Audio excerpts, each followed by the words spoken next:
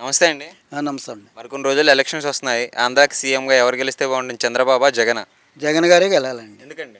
మాకు పింఛనీళ్ళు కూడా ఇచ్చి వాలంటీర్ పెట్టి పింఛన్లు ఇంటికి తెచ్చి ఇచ్చేవారు. ఇప్పుడు ఈ చంద్రబాబు నాయుడు వల్ల అటు ఇటు పోయి చస్తున్నారు. ముసలోళ్ళు కూడా చాలామంది బాధపడుతున్నారు. మేము కాళ్ళు ఉన్నా లేకపోయినా నల్లైపోయిన పరిస్థితులు కూడా ఇప్పుడు వచ్చి పింఛన్ తెచ్చుకోలేదు మేము. చాలా వ్యవస్థలు పడుతున్నాం. ఇన్నాళ్ళు ఏంటంటే జగన్ వారు వాళ్ళ ఇంటికి తెచ్చి వాలంటీర్లు పింఛన్ ఇచ్చేవారు. మరి ఈరోజు 3వ తారీఖు వెళ్ళారు మీరు? వెళ్ళాక నల్లగా పడికే భయపడిపోయి వెళ్ళాక పింఛన్ తెచ్చుకోలేక ఉన్నాం. మరి ముందు ఎలా ఉండేది అప్పుడు? ముందైనా అంత ఇబ్బంది పడేవాళ్ళండి పింఛన్లకి. ఎప్పుడు? ఇంతకుముందు చంద్రబాబు టైంలో ఖచ్చితంగా వెళ్ళి 4 రోజులు 3 రోజులు ఆ లైన్ తిరిగితేనే కానీ లైన్ ఉంటాను కానీ పింఛన్లు ఇచ్చేవారు కాదు. అదే ఇబ్బంది ఇప్పుడు కూడా అవుతుంది. అదే ఇబ్బంది ఇప్పుడు అవుతుందండి. సేమ్ ఫస్ట్ పరిస్థితి ఇప్పుడు వచ్చిందండి. ఓకే. మరి ఇప్పుడు మొన్న ఈ 2 నెలలు కాకుండా దాని ముందు ఎలా ఉండేది పింఛన్ ఇవ్వడంలో? ఇప్పుడు ఈ రెండు జగన్ వాలంటీర్ ద్వారా అందియండి. ఇంటికి వచ్చి లేపి నమస్కారం పెట్టి వాలంటీర్లు ఇచ్చేవారు. వాలంటీర్లు ఇచ్చేవారు లేపి.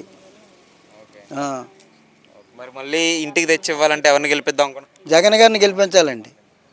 జగన్ గారిని గెలిపించాలి. మళ్ళీ వాలంటీర్ వ్యవస్థ వస్తుందండి. జగన్ గారు గెలిస్తే వాలంటీర్ వ్యవస్థ వస్తుంది. పింఛన్ ఇంటికి తెచ్చిస్తారు. మరి చంద్రబాబు కూడా జగన్కి మించిన పథకాలని చెప్పేసి మేనిఫెస్టో రిలీజ్ చేశాడు.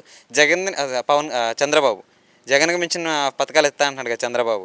ఆ మేనిఫెస్టో రిలీజ్ చేశారు. ఎవరిది నమ్ముతారు? జగన్ నమ్ముతారా, చంద్రబాబు నమ్ముతుంది? అప్పుడు మేనిఫెస్టో రిలీజ్ చేశారు. 4,000 ఇస్తానని. జగన్ గారు 3,250 ఇస్తానన్నారు.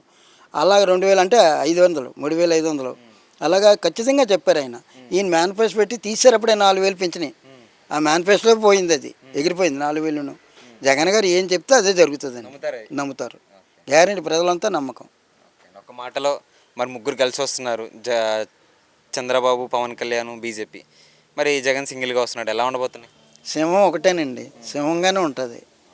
ఎంతమంది వచ్చినా అంత సింహంగానే గెలుస్తుంది.